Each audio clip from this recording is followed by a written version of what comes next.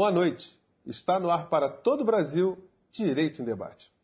E o nosso tema de hoje é financiamento de campanhas eleitorais. Para falar sobre o assunto, veja quem está aqui com a gente. O Dr. Adi Damush, ele que é presidente da OAB Seção Rio de Janeiro, e o deputado estadual Robson Leite, do PT, aqui do Rio de Janeiro também. Bom, prezado eleitor, cidadão, né, nós todos ouvimos muitas informações de como são financiadas as campanhas. Há um discurso genérico, né, que há interesses econômicos, há grandes financiadores. Queria começar aqui com o Dr. Adi. Dr. Adi, por que esse é um tema de preocupação da nossa sociedade? Olha, Júnior,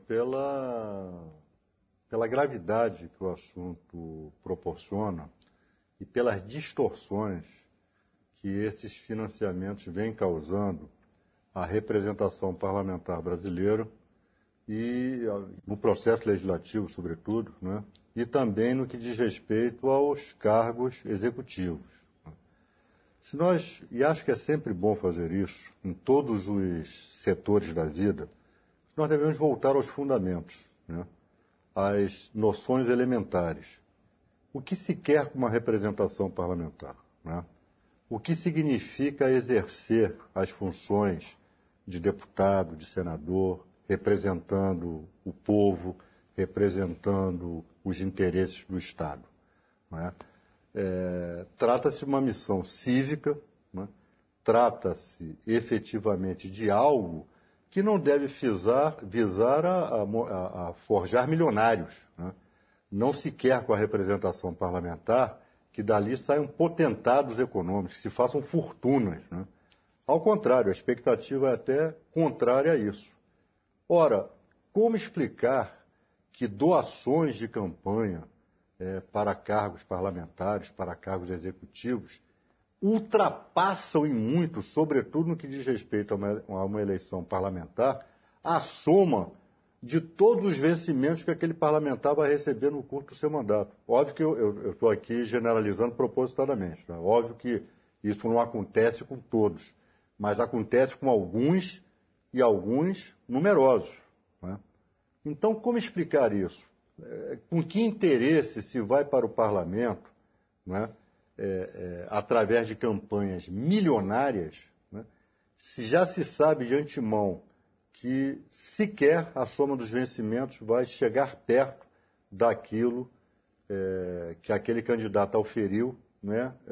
Como doação. E isso, obviamente, dá margem a especulações, isso dá margem a lobbies, né? Isso dá margem a favorecimentos, isso cria uma suspeição sobre o processo legislativo que não é bom para a democracia. Portanto, essas discussões sobre financiamento público, sobre limitação de doações, essas discussões são bem-vindas, são necessárias, e é isso que nós vamos hoje aqui debater no nosso programa. Deputado, como é que a convivência entre os parlamentares, sabendo desse universo aí, desse meio que o doutor Adi levantou a questão? Existem os parlamentares que são eleitos realmente por uma representação de uma coletividade, de um grupamento social, enfim, mas tem outros também que não vão à comunidade alguma e de repente aparecem como pessoas muito bem votadas. Como é que o senhor como é que um deputado lida com essas contradições dentro do parlamento? Primeiro, boa noite a todos os telespectadores do programa Direito em Debate, Júnior, meu querido companheiro, amigo, e uma das gratas surpresas aqui do Rio de Janeiro, exercendo um papel importantíssimo na direção da OAB, em defesa não apenas da democracia e da justiça, mas em defesa da ética republicana, alguém que eu admiro e respeito muito. Olha, Júnior, primeiro que eu quero entrar no tema com muita responsabilidade. Eu costumo dizer, da tribuna inclusive, aqui na Assembleia Legislativa do Rio de Janeiro, que o financiamento privado de campanha é pai e mãe da corrupção no Brasil. E a gente precisa pautar esse tema com muita responsabilidade. Todos os escândalos de corrupção que a gente tem encontrado e tem surgido, e é importante dizer, graças ao belo trabalho que a Polícia Federal tem feito no Brasil hoje, é uma outra Polícia Federal que nós temos hoje, diferente do que tínhamos há 10 anos atrás, com atuação, com responsabilidade, ela sempre esbarra no processo de financiamento de campanhas. A gente descobre isso, percebe, e por si só a gente precisa, evidentemente, mudar a forma como no Brasil se financia campanhas. E a gente precisa reinventar a roda. A gente gente pode olhar outros países no mundo que já o fizeram e avançam no sentido de uma construção da democracia. É o caso da França, é o caso do Japão. Ou seja, nós precisamos mudar o sistema para o financiamento público o quanto antes e o quanto mais, melhor. E também ter uma responsabilidade muito grande sobre a forma como você constrói essa representatividade. A democracia representativa vive uma grande crise no Brasil hoje. Nós precisamos cada vez mais discutirmos ideias e projetos do que nomes. Hoje você tem uma questão muito personalista na política. Isso é ruim. A gente não tem candidatos a salvadores da pátria, nem messias, mas temos que ter, na verdade, projetos políticos. Isso tem que permear o debate. Não sei se a gente se recorda aqui, mas quando nós tivemos no Brasil aquele referendo do desarmamento, eu votei e militei pelo desarmamento. Mas, independente das opiniões, houve um grande ganho no Brasil naquela época, em 2005, que foi os debates. Se debatia política nas igrejas, nos bares, nas universidades, sobre as questões que estavam por trás do desarmamento. Isso é bom para a democracia. Então, mais plebiscitos, mais referendos, impedir a influência do grande capital em quem vai e quem não vai para o parlamento, hoje é um problema isso. Evidentemente que isso amarra compromissos, e nem sempre republicanos. Professor Todi, o que resultaria um financiamento público nas campanhas eleitorais? Eu acho que o financiamento público, ou seja, o cidadão financiar a democracia. Né? Democracia custa dinheiro. Né? Barato é a ditadura. Com a ditadura você não precisa gastar com eleição, você não precisa gastar com programa de televisão. A ditadura é algo muito econômico. Né? A ditadura, ela demanda recursos. Né? Hoje, com as inovações tecnológicas aí na área de telecomunicações, do marketing pessoal, enfim, tudo isso custa caro. Né? E a política, ela está, né, envolta em tudo isso. Ela não deixa de ser contaminada por isso. Então, cabe ao cidadão a responsabilidade maior de arcar com os custos do processo eleitoral. Não que vá se aumentar impostos por conta disso, mas ser destinado algo do que se afere publicamente para um fundo de campanha onde se procura estabelecer a igualdade entre os candidatos. Mas acho que essa medida isoladamente tomada, ela é insuficiente. Né?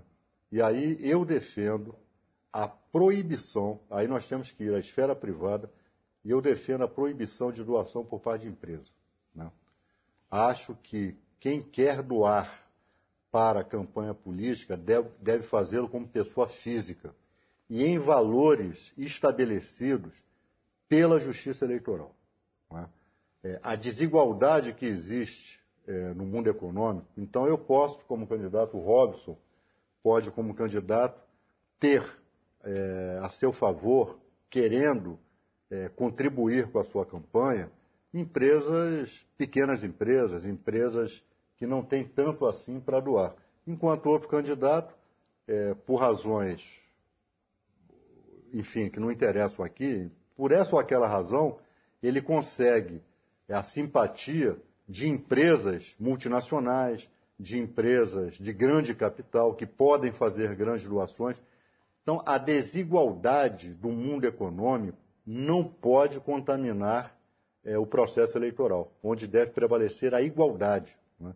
Então, eu defendo, acho que deve haver modificação legislativa no sentido de se proibir a doação por parte de pessoas jurídicas, só se permitir a doação por parte de pessoas físicas e em valor pecuniário estabelecido pelo Tribunal Superior Eleitoral. Deputado Robson, mas há condições políticas no Brasil hoje para a gente alcançar um sistema mais democrático de financiamento de campanha? Porque se grande parcela dos parlamentares do Brasil inteiro são eleitos dentro desse esquema econômico, e nós dependemos dessa transformação legislativa vir por eles, qual é a viabilidade? Olha, a sua pergunta é ótima, Júnior. Eu quero até completar, que o Adi colocou muito bem aqui, pelo seguinte.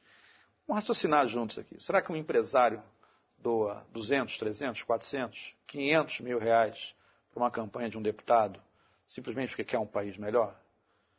Evidente que há. Eu acredito até que existam pessoas com esse perfil, mas é a exceção. tem, evidentemente, interesses por trás disso. E a gente tem que ter responsabilidade para tratar desse tema. Quem mais doa hoje no Brasil, inclusive para as campanhas majoritárias, são os bancos. Não é à toa que, ao longo dos últimos 40 anos, são as instituições que mais lucram com crise ou sem crise.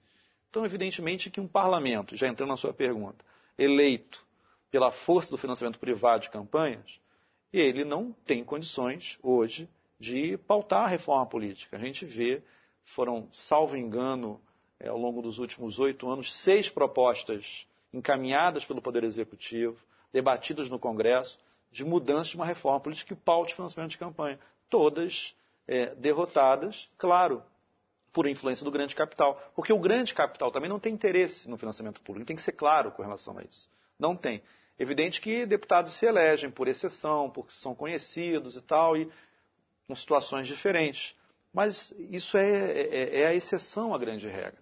E a gente precisa, porque, veja, assuntos importantes para a construção de um projeto de nação fundamentado em pilares da ética republicana e da democracia, sofrem influências e acabam tendo o desejo do trabalhador sendo maculado e modificado. Vou dar alguns exemplos aqui.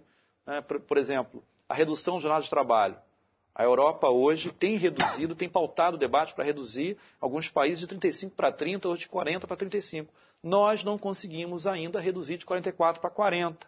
Já há estudos que comprovam que isso você aumenta a empregabilidade, que isso faz com que você reduza o desemprego. E não conseguimos, por quê? Porque não interessa ao grande capital.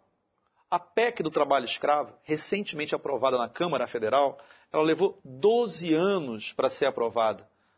Eu ouso perguntar aqui, se fizermos uma pesquisa agora aos telespectadores, a mais absoluta maioria vai ser favorável a uma PEC que simplesmente queria criminalizar o trabalho escravo, desapropriando aquela fazenda onde foi flagrado o trabalho em condições análogas ao trabalho escravo para a reforma agrária. Bom, vou fazer agora uma pequena interrupção, mas no bloco seguinte eu quero voltar aqui com nossos convidados, levantando outras questões. Direito de Debate, volta um instante, não saia daí.